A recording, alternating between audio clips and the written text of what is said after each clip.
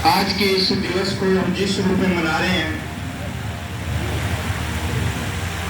Doctor B.R. Ambedkar ji की जयंती, बाबा साहब विश्व के सबसे महान विद्वान, समाजशास्त्री, दार्शनिक, अर्थशास्त्री, विधिवेता, इतिहासकार, हर क्षेत्र में अग्रणी स्थान रखने वाले डॉक्टर B.R. अम्बेडकर जी के चरणों में सर्वप्रथम नमन। क्योंकि आपने हमें इस लायक बनाया, हालांकि योग्यता तो पहले भी अपने में थी, लेकिन मौका नहीं मिलता था, देते नहीं थे, क्योंकि अधिकार नहीं था। सामंतवादी व्यवस्था में, अंग्रेजी हुकूमत और उससे पहले की व्यवस्थाओं में हमें कोई अधिकार नहीं था। तो बुलाओ डॉक्टर B.R. अम्बेडकर जी का, हमें आपने योग्य बनाया और हम अपने समाज को जागृत करने के लिए अग्रसर हो रहे हैं। तो हम बहुत ही साधुवाद के पात्र है, बाबा साहब के आशीर्वाद के पात्र है कि हम आज इस स्टेज पे है। इसके बाद सम्मानित मंच, आज के मुख्य अतिथि, विशिष्ट अतिथि और सभी गणमान्य आगंतुक, सभी ग्रामीण प्रबुद्धजन, माताएं, बहनें और प्यारे बच्चे, आज की इस पर्व पर मैं आप सभी का हृदय की गहराइयों से सम्मान करता हूं, आपको बधाई देता हूं कि आज हम इतनी बड़ी जयंती जो संपूर्ण विश्व के 150 से अधिक देशों में मनाई जा रही है, उसमें हम शरीक हो रहे नहीं, हम उसको मना रहे हैं। ये बड़े सौभाग्य की बात है हमारे लिए। बाबा साहब का जीवन संघर्षों में बीता, सभी अपन जानते हैं, और उनका संघर्ष कितना महान था, इस बात से अंदाजा लगा सकते हैं कि आज के युग में हमें किसी ने थोड़ा कुछ इशारा यूं कर दिया कि आप नहीं बोल सकते, आप आगे नहीं आ सकते, तो हम अपना पैर पीछे खींच लेते हैं, अपना हाथ पीछे कर लेते हैं, नहीं जी डर लगता है। और आप सोचो, उस जमाने में जब बोलने का अधिकार नहीं था, पढ़ने का अधिकार नहीं था, तो इस महान युग पुरुष ने कितना संघर्ष किया होगा और किस प्रकार से संघर्ष करके आज हमारे लिए अधिकार ये दिए होंगे। ये सोचनीय बिंदु है। और इस बिंदु से हमें जो शिक्षा मिलती है, वो महत्वपूर्ण शिक्षा यही है कि आप डर निकाल दें, डरे नहीं किसी भी क्षेत्र में, क्योंकि आप गलत नहीं है। तो उस जमाने में बाबा साहब का कोई कुछ नहीं बिगाड़ सका, तो आज के युग में तो आज तो संविधान का शासन है, इस युग में भी आपका कोई कुछ नहीं बिगाड़ सकता। आप डरे नहीं, डरने की आवश्यकता नहीं है। अब कह दिया जी डरे नहीं, हमारे नौजवानों में जोश भर दिया, अकेले जोश से काम नहीं चलता। ये डर कैसे निकलेगा? इसके लिए दूसरी जो महत्वपूर्ण ताकत और शक्ति हमारे बीच में है, हमारे पास होनी चाहिए, वो है, बाबा साहब ने कहा था कि शिक्षा शेरनी का वो दूध है, जो इसे पिएगा वो दहाड़ेगा, वो शेर बन जाएगा। अब आपको शेर बनने के लिए शिक्षा की आवश्यकता है। बिना ज्ञान के आप कुछ नहीं बोल सकते, आप कितना ही प्रयास कर लो चाहे, क्योंकि आपको बोलने का तजुर्बा ही नहीं है, बोलोगे कहां से? तो ज्ञान प्राप्त करें, शिक्षा प्राप्त करें, यह बड़ी महत्वपूर्ण है। यही वर्तमान प्रवृत्ति को और सनातनी जो परंपरा चली आ रही है उसको बदल सकती है।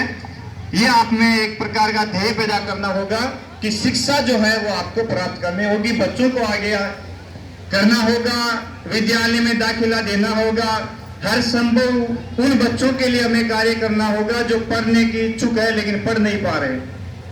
उनको आप आर्थिक सहायता दे सकते हैं, उनको आप प्रोत्साहन कर सकते हैं, उनका मनोबल बढ़ा सकते हैं, हर क्षेत्र में उनको आगे आप करें, ये बहुत जरूरी है।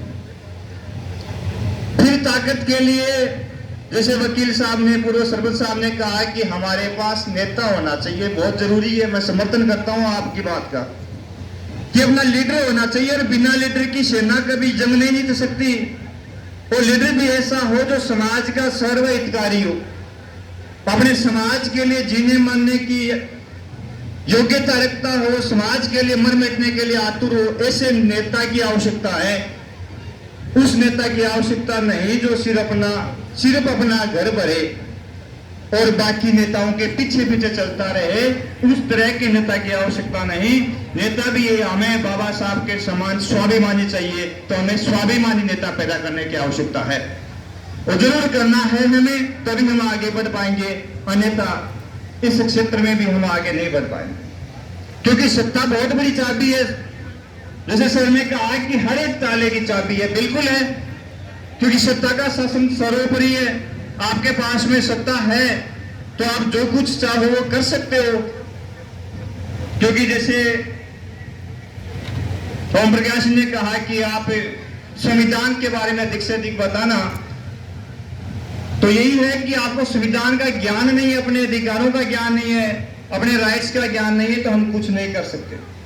इसीलिए आगे बढ़ोगे, अपने अधिकारों के लिए जागरूक होगे, शिक्षा प्राप्त कर लोगे, तो हम हर एक क्षेत्र में आगे बढ़ सकते हैं और असंभव कुछ भी नहीं है, हर एक चीज को संभव बनाया जा भी सकता है।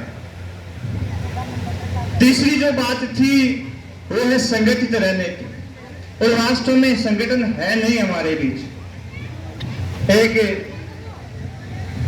काफी चर्चा क्रिया करे कि आपला तो आपला की टांग खींचे, आगे कौन बढ़वा दे, बिल्कुल सत्य भी है। हमें इस प्रवृत्ति को बंद करना होगा। जैसे पूर्व वक्ता वकील साहब ने कहा कि वास्तव में आपको अपनों का समर्थन करना पड़ेगा और उसको मजबूत लीडर के रूप में आगे पेश करना पड़ेगा, ताकि वो अपनी आवाज उठा सके। दूसरा कोई माइक का लाल ऐसा पैदा नहीं होगा जो आपकी आवाज उठाएगा, दबाएगा ही। पर्दे के पीछे जरूर आपको मोटिवेट कर सकता है कि मैं आपके लिए काम कर रहा हूं, लेकिन रियल में नहीं करेगा। इसलिए इस क्षेत्र को भी आप मजबूत करें। मातृशक्ति बैठी है, बहनें, छोटी बच्चियां बैठी है। सच्ची का है कि एक पढ़ी लिखी लड़की जो होती है 2 घरों को रोशन करती है, तो इनको भी शिक्षा के क्षेत्र में हमें आगे पहुंचाने की आवश्यकता है, आगे बढ़ाने की आवश्यकता है। क्योंकि आज के युग में अपन महिला शक्ति जो है, लड़कियां जो उनको कमतर आंकते हैं। किसी शायर ने कहा है कि मैं उखाड़े मायूस होकर आंगन से पौधे, यदि धूप खिली है तो बारिश भी यही होगी। यही महिलाएं अपने समाज को अग्रसर करेगी, ये अपने बच्चों को आगे ले जाकर के शिक्षित करेगी, अच्छे लीडर पैदा करेगी। तो हमें इनको शिक्षित करने की आवश्यकता है, क्योंकि बच्चों की प्रथम पाठशाला उसकी माई होती है, जो उसको सबसे पहले आ कहना सिखाती है, पा कहना सिखाती है, पापा कहना सिखाती है, मम्मी कहना सिखाती है। तो वहां से उसका मनोबल जो है वो बढ़ता है। तो काफी वक्ता और भी है, कहने को बातें बहुत कुछ है, लेकिन बाबा साहब के संघर्ष से हमें यही प्रेरणा लेनी है कि बड़े संघर्ष के बाद, जैसे गोलमेज सम्मेलन हुआ था और उसमें महात्मा गांधी दूसरे गोलमेज सम्मेलन में अंग्रेजों ने मनाया इसको। महात्मा गांधी जी आप कांग्रेस की ओर इनको शामिल किया गया, लेकिन उनका विरोध था कि ये अंबेडकर जो है ये इस गोलमेज सम्मेलन में नहीं आना चाहिए। क्यों? क्योंकि डॉक्टर अम्बेडकर ने कहा कि मुझे वंचितों के लिए अंग्रेजों से अधिकार लेने हैं, क्योंकि देने वाले वही थे उस समय में। तो उनको अधिकार के लिए उनकी बात थी। और दूसरे गोलमेज सम्मेलन में जब गांधी जी पहुंचे, उन्होंने उस सभागार में एक ही वक्तव्य दिया कि इंडिया की ओर से, भारत की ओर से हर वर्ग, हिंदू, मुस्लिम, सिख, ईसाई, स्वर्ण हो, दलित हो, पिछड़े हो, अति पिछड़े हो, सबका लीडर मैं हूं। जब बाबा साहब की बारी आई, तुरंत बात काट दी कि आप लीडर नहीं है, आप झूठ बोलते हैं, क्योंकि आप कभी भी पिछड़ों के अधिकार की बात नहीं करो और नहीं करे। इस बात पर उन्होंने फिर अपनी कुटिल चाल चली और जो वंचितों के अधिकार के लिए बाबा साहब ने अलग से जो पद मांगे थे, क्षेत्र मांगा था, उसको वापिस रद्द करवाने के लिए आमरण अनशन कर लिया और कर लिया।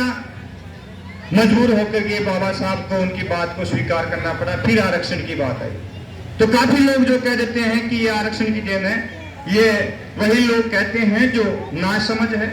समझदार तो आज भी बाबा साहब को फॉलो करते हैं, चाहे वो किसी वर्ग, किसी जाति, किसी धर्म का क्यों न हो। जो समझ गए उनको पता है कि ये सबसे बड़ा विधिवेता और विश्व के सबसे बड़े ज्ञान का प्रतीक नॉलेज, जो सिंबल ऑफ नॉलेज जिनको कहा जाता है। डॉक्टर अंबेडकर जी को बराक ओबामा ने कहा कि यदि ये हमारे ये पैदा होते तो मुझको सूर्य पुत्र कहते। इतनी बड़ी महान शख्सियत के बारे में जो जान गया वो इनकी ताकत को संभालता है, समझता है। तो मैं इन्हीं विचारों के साथ में कि हम इनके हर एक जयंती में एक नए विचार के साथ में आगे जाएंगे, हर एक बात पर मनन करेंगे, हर एक बात को हर एक जयंती में स्वीकार करेंगे। जो कमियां रह गई है समाज के अंदर उनको दूर करेंगे। इन्हीं बातों को आत्मसात करते हुए आगे बढ़ेंगे। इन्हीं विचारों के साथ में एक बार आप सभी का हृदय की गहराई से आभार। इस अम्बेडकर विचार मंच जेवली का आभार कि आपने मुझे छोटे से प्राणी होते हुए मुझे यहाँ पर मंच पर स्थान दिया और बोलने का मौका दिया। तो आपका भी आभार। और मैं अपनी वाणी को विराम देता हूँ।